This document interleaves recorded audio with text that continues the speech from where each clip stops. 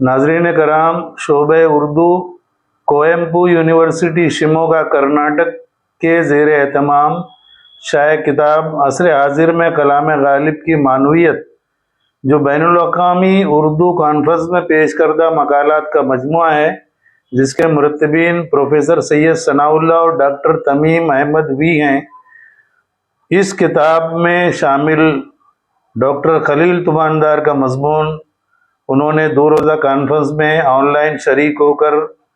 اسے پڑھا ہے، وہ ہم اپنے ناظرین کے خدمت میں پیش کر رہے ہیں، ملاحظہ فرمائیں۔ بسم اللہ الرحمن الرحیم۔ ناظرین کرام، اختتامی خطاب کے آغاز سے قبل ناچیز حضرت غالب کے چند اشعار پیش کرنے کی اجازت چاہتا ہے، ملاحظہ فرمائیں۔ دل ہی تو ہے نہ سنگ و خشت، درد سے بھر نہ آئے کیوں، روئیں گے ہم 1000 بار، کوئی ہمیں ستائے کیوں، دیر نہیں حرم نہیں در نہیں آستہ نہیں، بیٹھے ہیں راہ گزر پہ ہم، غیر ہمیں ستائے کیوں۔ یہ ہے حضرت غالب۔ پھر ایک سوال ذہن میں ابھرتا ہے کہ پوچھتے ہیں وہ کہ غالب کون ہے، کوئی بتلاؤ کہ ہم بتلائیں کیا۔ پھر ایک صدا سنائی دیتی ہے کہ بلائے جاں ہے غالب، اس کی ہر بات عبارت کیا، اشارت کیا، ادا کیا، اور ادائے خاص سے غالب ہوا ہے نقطہ سرا، صلاح عام ہے یاران نقطہ کے لیے۔ محترم بزرگوں اور دوستوں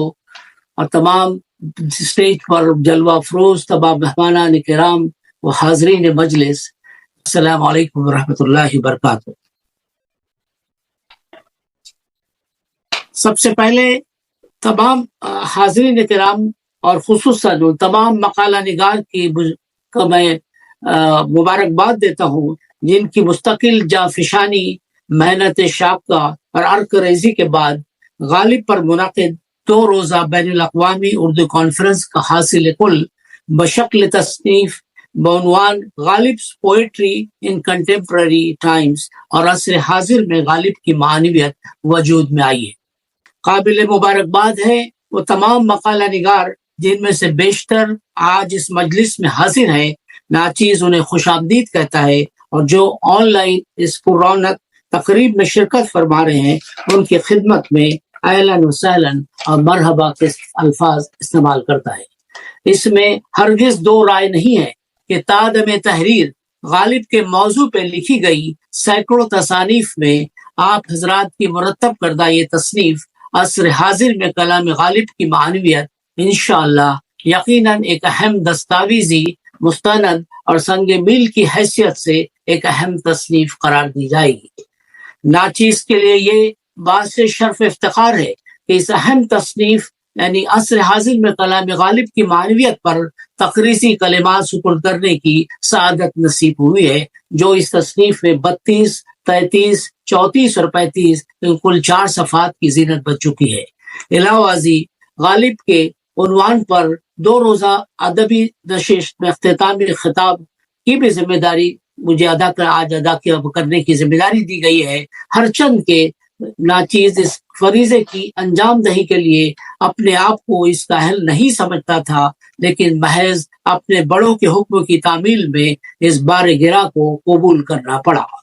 400 صفحات پر مشتمل اس تصنیف عصر حاضر میں کلام غالب کی معنویت کو ناچیز نے نہ صرف جستہ جستہ دیکھا ہے بلکہ اس سے مستفیض ہونے کی سعادت بھی حاصل کی ہے۔ بطور حوالہ عزت مآب وائس چانسلر صاحب کے کلمات کو کوٹ کرنا چاہوں گا کہ yes I would like to quote the beautiful words written by the honorable Vice Chancellor of Coimbatore University, Professor Sharat Ananta Murthy, about Ghalib, which he submitted in the introductory note of this book, that Ghalib's poetry in contemporary times, on page 9, as Mirza Ghalib is among the most distinguished poets of the Indian subcontinent, whose poetry has remained timeless and universal due to its profound relevance in every era. Numerous research and critical works have been written on his personality and literary genius, and his stature in Urdu literature has always been unparalleled. بے شک غالب دور حاضر کے بیشتر ممالک اور خصوصاً بر صغیر کے لاکھوں دلوں کی دھڑکن ہے، حتیٰ کہ اردو زبان سے ناشنا ہزاروں افراد ایسے بھی ہیں جو غالب کی شاعری سے نہ صرف متاثر نظر آتے ہیں بلکہ ان کا شمار غالب کے شیدائیوں میں بھی کیا جاتا ہے۔ غالب کی شاعری میں عشق حقیقی، معرفت الہی، درد و سوز، فکر و تڑپ، انداز بیاں اور اخلاقی قدروں کی رعنائیاں جلوگر ہے جو سامعین کو نہ صرف متحیر و مسحور کر دیتی ہے بلکہ غالب کا گرویدہ بھی بنا لیتی ہے۔ حاضرین کرام، اب دنیا کے کسی بھی خطے میں چلے جائیں، اردو زبان سے ہلکی سی شد بدھ رکھنے والوں میں غالب کے جذب درو کی گویا ایک گونج سنائی دیتی ہے کہ ہزاروں خواہشیں ایسی کہ ہر خواہش پہ دم نکلے، بہت نکلے میرے ارماں لیکن پھر بھی کم نکلے، نکلنا خلد سے آدم کا سنتے آئے ہیں لیکن بہت بے آبرو ہو کے تیرے کوچے سے ہم نکلے، محبت میں نہیں ہے فرق جینے اور مرنے کا، اسی کو دیکھ کر جیتے ہیں جس کافر پہ کم نکلے۔ دوستوں اور بزرگوں، دلی اجڑ گئی، سلطنت مغلیہ تار تار کر دی گئی۔ حضرت ذوق کے انتقال کے بعد بہادر شاہ ظفر کے فن شاعری میں غالب استاذ مقرر ہوئے اور ماہانہ 50 روپے کا طے ہوا، لیکن جب بادشاہ وقت انگریزوں کی شرانگیزی سے معزول کر دیے گئے اور آمدنی کے تمام وسائل و ذرائع مسدود ہو گئے تو بقول قمر جلالوی، توبہ کیجیے اب فریب دوستی، کھائیں گے کیا کہ مصداق کھانے پینے کے لالے پڑ گئے۔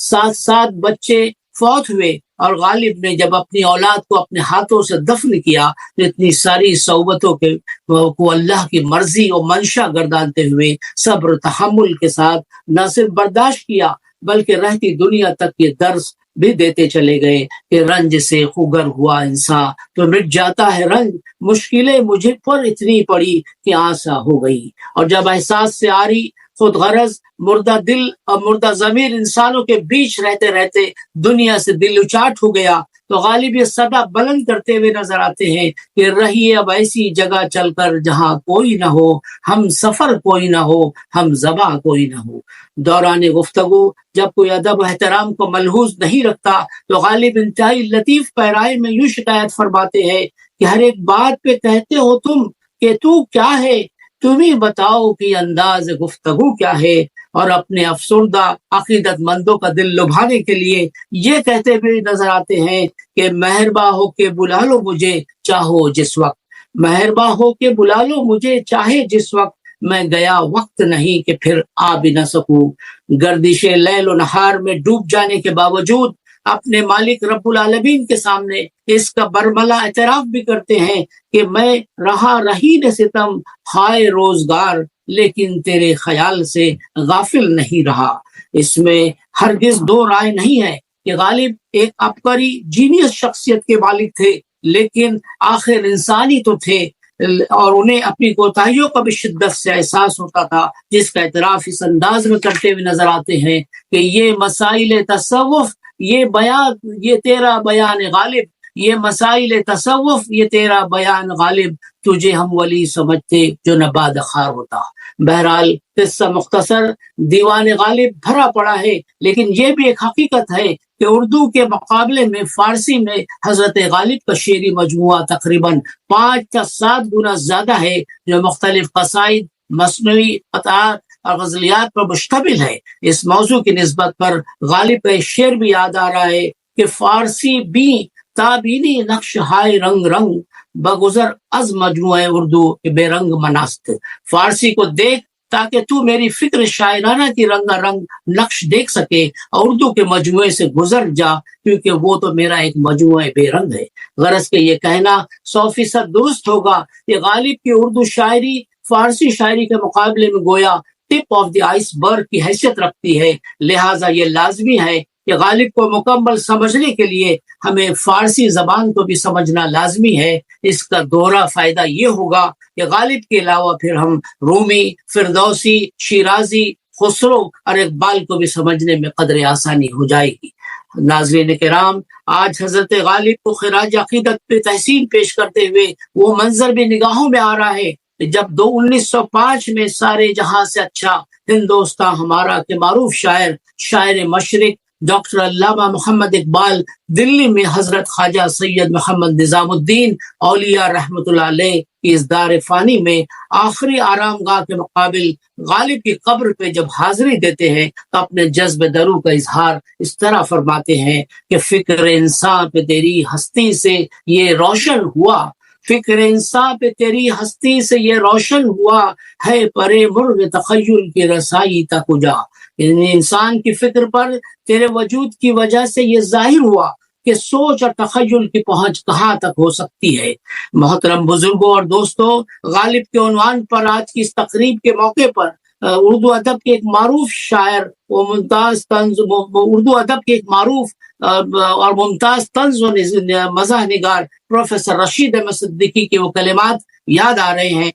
कि हिंदुस्तान को मुगलिया सल्तनत ने क्या दिया, तो मैं बेतकल्लुफ ये 3 नाम लूंगा, जो गालिब, उर्दू और ताजमहल। आमदम बरसरे मतलब गालिब और उर्दू जबान के माबैन गहरा ताल्लुक रहा है और जिसे गुज़िश्ता कई सदियों की तहजीब व तमद्दुन का गोया एक आईना कहना हक बजानिब होगा। लिहाजा इन तमाम मौज़ूआत को समझने के लिए ये जानना जरूरी है कि गालिब ने उर्दू जबान को क्या दिया। इसी पर आज के इस इख्तितामी खिताब का इख्तिताम किए देता हूँ कि गालिब ने उर्दू जबान को वो सब कुछ दिया जिसकी उसे जरूरत थी, तो ये कहना बेजा ना होगा। गालिब की वो जात है जिसने उर्दू के तने मुर्दा में रूह हयात फूकी, इसे नया कालिब दिया, इसके नोक व पलक को दुरुस्त करके इसके खद व खाल को वाजे किया, इसके दामन को तारीख, अदब, फलसफा, हिकमत के मोतियों से भर दिया और इसकी परेशान जुल्फों को संवारा, इसकी उजड़ी हुई मांग से तशबीहात की अफशा भरी, इसके बेमज़ा लब को फसाहत और बलागत की शीरीनी से लुत्फानंदोज किया,